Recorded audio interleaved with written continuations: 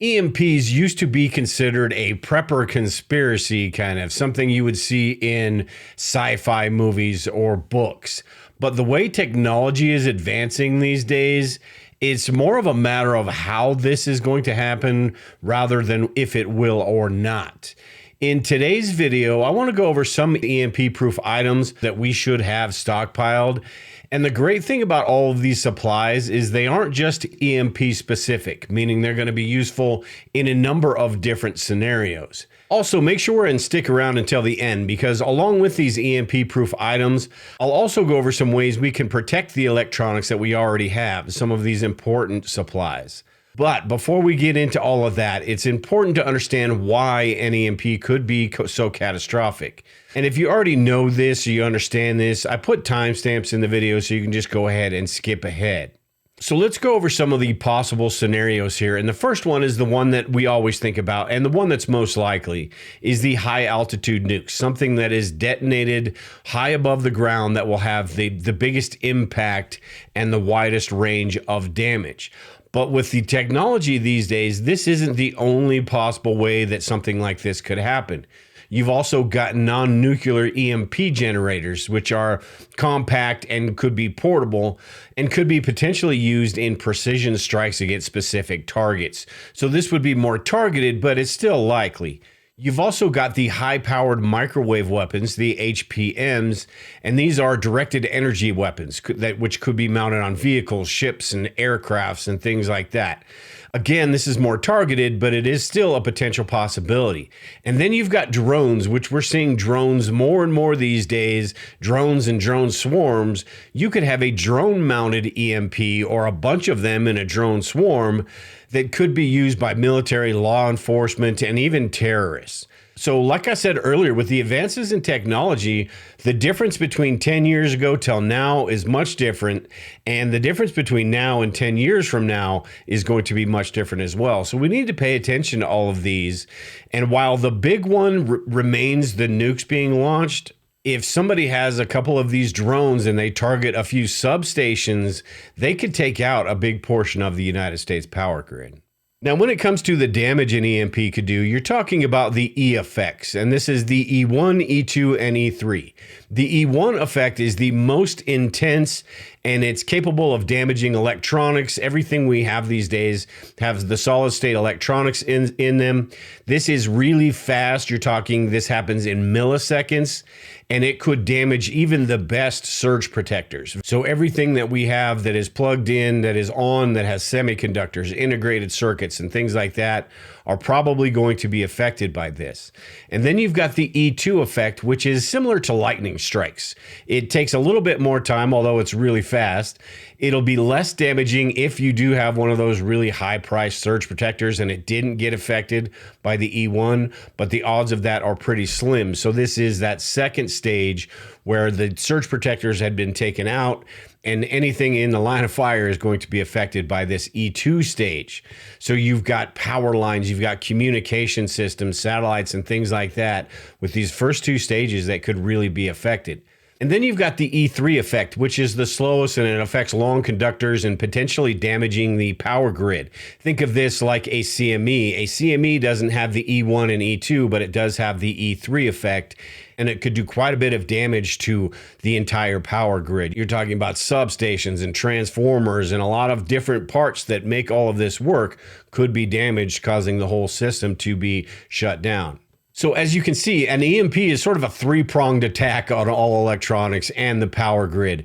And it's also important to note there are so many variables when it comes to an EMP and what it will damage that it's just like everything else in preparedness, meaning prepare for the worst and hope for the best. Maybe everything will be fine, but it never hurts to have a little extra insurance just in case, because if it does happen, you're going to be glad you do. So like I said, as much as we depend on technology these days, just about everything will be or could be affected by an EMP or even a CME. But we can only control what we can control, and that's what I want to talk about today, is how to, one, have some of these supplies stockpiled that aren't going to be affected by an EMP, and two, what we can do for some of the supplies that we do have and we will need in this situation. So the first one I've got as far as EMP proof items is manual tools. And this may seem a little bit obvious, but I love my cordless tools, and all of these tools are really convenient. But in a situation where the grid is down, maybe it's not even a CME or an EMP, maybe it's just a grid down situation, you're going to want to have these manual tools. You've got cutting tools like hand saws, bow saws, and hacksaws. You've got gripping tools like pliers and adjustable wrenches and socket sets and things like that. You've got striking tools like hammers and mallets and axes. And then you've got the other tools, the gardening tools like the shovels, the hoes, the axes, and things like that. All of these tools that would be helpful in a situation where you don't have the ability to get power. Now, over the years, I've created quite a good collection of these manual tools, but I still have the cordless drills and things like that as well. But think about that. What are you going to do in a situation where there is no power and your only option are the old school methods? Next, I've got non-electric cooking and even refrigeration. You've got a number of different options. Butane gas stoves are the quickest way to cook on the go. You've got propane stoves that will give you a dependable long-term solution. Propane stoves and grills, although both of these it gets a little tricky the colder the weather gets. So butane is the worst as far as cold weather goes, but propane grill may not work if it's below zero as well. You've also got cast iron and Dutch ovens that provide fire-resistant cooking, something you could put on a campfire or in a fireplace. You've got the solar ovens, which are fantastic. I have the All-American Sun oven, and all it requires is a sunny day, and you can cook an entire meal in one of these. It's also important to remember that a lot of these fuels are going to eventually run out, and something that takes out the power grid, like a large EMP, you're going to be talking about a long period of time. So these fuels are going to run out. Wood is the most plentiful resource we have. Wood is just about everywhere unless you live in the middle of the city. So think about that, the fuel sources that you're going to have. You also need to think about with your food storage, foods that don't require refrigeration, because that might not be an option. So the canned foods and the long-term food storage things, those might be good as well. And think about the foods that don't require cooking whatsoever. And these are good in any number of different situations where you can just pop open a can of beans or a can of ravioli and you're good to go. Think about those things. So the non-cooking items, and then even the items that don't require any cooking whatsoever. And then you've got navigation tools, which a lot of people take for granted and probably don't have maps in their automobile or in their home. Knowing how to read a topographic map could be very beneficial, and even having things like road maps, because you don't get to pick when disaster starts, and the odds are in a situation like this, we're probably going to be staying home, but there's no guarantee you're going to be home in the first place. So having these maps and understanding how to read them, or if you do have to evacuate, having a topographic map will help you better understand the terrain that you're going to have to cover as well. And with these maps, you also want to make sure and have a base plate compass. And again, just like the topographic maps, understand how to use these. They're not really difficult, but they are, if you don't know what you're doing, they make no sense at all. So make sure you understand how a base plate compass works in conjunction with those maps. The next one I have is light solutions, and this would be similar to any grid down type situation with one main difference. The energy options that we have, like power stations and our solar setups, these could be damaged by an EMP, rendering them useless. So in a situation like this, solar panels that aren't connected to a solar setup will probably be okay, but any solar panel that is connected to a battery and an inverter, those are probably going to be affected by an EMP along with the inverter. The batteries themselves don't get affected by an EMP, but a Life PO4 battery that you would probably use with one of these systems could be affected because of the battery management system and the integrated circuits in there. So keep that in mind.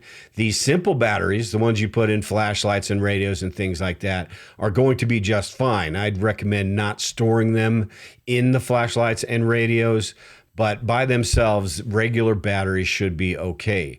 You've also got candles and lamps, oil lamps, and things like that that you could use. So think about all of those options that you have for light solutions, because when the power goes out and when it gets dark and you've got nothing, it's game over at that point. All you can do is sit there and wait. So having a little light is going to be really important in situations like this.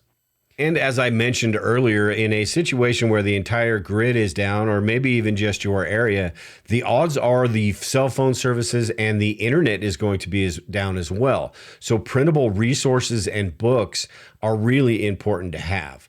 You've got survival guides and prepping books. At the Bug Out location, I've got over 100 resources that you can download and put on a flash drive. All of these different manuals, whether you're talking about farming or gardening or something as simple as tying a knot, all of these could be really important in a situation where you can't just hop on the internet and look something up. So having these resources available is something that is really important, because we won't be able to get that information and we're going to be relying on our memory. And if you're like me, that's a bit unreliable. And the one that probably gets talked about the most when it comes to an EMP is how your vehicle is going to be affected. And transportation is a big one because, like I said earlier, you don't get to pick when this happens. So you could be at school, you could be at work or away from the home, and you've got to get home. And if your vehicle doesn't work, you're going to have to figure out the solution. There are bikes. Mini bikes are a good solution for this because they're simple engines, and you've also got your feet that you're going to have to worry about. So making sure you have good shoes, good socks, and you are able to, and you've got the fitness level to be able to get home however far that might be. Now, when it comes to vehicles, there was a study done about 20 years ago where most of the cars weren't affected at all. Now, this was in the early 2000s, and the advances in technology and cars and all the electronics and conveniences we have in cars, who knows these days? It's far different than it was 20 years ago. And you've also got the electric vehicles that could be affected more than this study. But what this study showed was most cars, if they're off, they're not really going to be affected. The older cars, the cars that are pre-1980 are the best ones because they have fewer electronics and things like that. So it's not a given that your car is going to be affected, but some probably will. And when you're talking about traffic and people driving, all it takes is a few cars to cause a massive traffic jam and screw everything up. So even if your car is running, you may be stuck in traffic and possibly have to hoof it and get out of the way of danger. So while this study stated that most cars won't be affected, this was 20 years ago, and cars are much different than they used to be. And you've got the electric cars and things like that that will probably be damaged as well. So if you do have one of those fancy electric cars, the newer automobiles, maybe think about getting an old beater, an old F-150 pickup truck or a Land Cruiser or something like that, that will be less affected by an EMP, that maybe just sits in your driveway. You drive it every once in a while, but in an emergency situation, it's going to get the job done. Now, there are devices that you can put in your vehicle to protect against an EMP, which are the EMP shields. I've done an interview with the founders of the company a while back on my Survivalist Prepper channel and talked about why these work. There is some skepticism in the preparedness community of why these wouldn't work, but I've heard quite a bit of positive about these EMP shields, and it would be that better than nothing, a lot better than nothing type situation to have one of these installed in your vehicle. Now, these are a little bit expensive, but they're nothing compared to the really large, like tarps you could put over your vehicle, or building a, Faraday cage in your garage, something like that. And when it comes to your other electronics, there are a few different options. If you're looking to protect a generator, they make cases that you could put over your generator. If you've got smaller electronics, there are all sorts of different types of Faraday bags. And I've got a couple that I got from Mission Darkness that one's a dry bag and one's a molly bag that I can put on my backpack. These are to protect these smaller electronics. So if I've got radios, my ham radio, my NOAA radio, or anything that I wanted to put in these, I could keep them in there and make sure they're as protected as possible. Again, there are so many variables. We just don't know how effective a lot of these things will be, but this is about the best you can do. Make sure that your Faraday bags that you get, there's a lot on Amazon that are just basically junk. There are companies like Go Dark and Mission Darkness, which I like. A few different companies that make really good bags. Make sure they meet the MIL standard 188125. That is the best against EMP threats. These specialized bags block EMF signals completely, including cell, GPS, Bluetooth, and Wi-Fi frequencies. And even if you're not worried about an EMP or something like that, these types of bags are pretty good to have just because of the tracking capabilities from not just the government these days, but everybody being able to track your every move. And people have said you can just turn off your cell phone, but these days I'm not so sure turning off a device, whether it be a cell phone, a TV, or whatever it is, a laptop, I'm not so sure turning off that device completely safeguards you. One of these EMP bags would. And you've also got the DIY Faraday cages. There are a few different types of these. One that you've probably seen is the trash can Faraday cage. One person on YouTube that I really like is Arthur Bradley, the disaster preparer on YouTube. I'll make sure and leave a link below. But he's an engineer that used to work for NASA and really understands, really goes into details about the effects of an EMP and how to protect against those.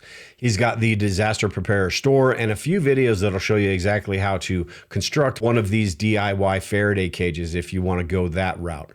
The main problem with these DIY Faraday cages is you've got the human error, which, you know, they may not seal completely. And once you seal these up, a lot of them, it's to put stuff in there and basically keep it in there. It's hard to take it out when you need it. Some of these bags make that a lot more convenient. Although these bags, over the course of time, the more you use them, the less effective they're going to be. So remember that as well. But there are a number of different options you can use to protect some of your important electronics, whatever those might be. Radios and electronics with a lot of these different circuits, tablets, and things like that, you may want to store in one of these EMP bags. So like I said, having all of these electronics and all of these things that make life much easier and much more convenient are great to have, but we also need to have a backup plan just in case these aren't available. So having the tools, the food, and the water, those are the two most important things in any sort of disaster situation. So making sure those are taken care of. I've done a video in the past on the 7 best canned foods to store, and canned foods really are your best bet as far as long shelf life and ease of use in a disaster situation, meaning all you have to do is make sure you have a manual can opener, open that up, and you're good to go. You don't even have to cook it. I recently did a video on the 7 best canned foods. If you want to watch that video, you can watch that here. If you've got any comments, make sure and leave them below. But until next time, take care and prepare, everyone. We'll talk to you all later.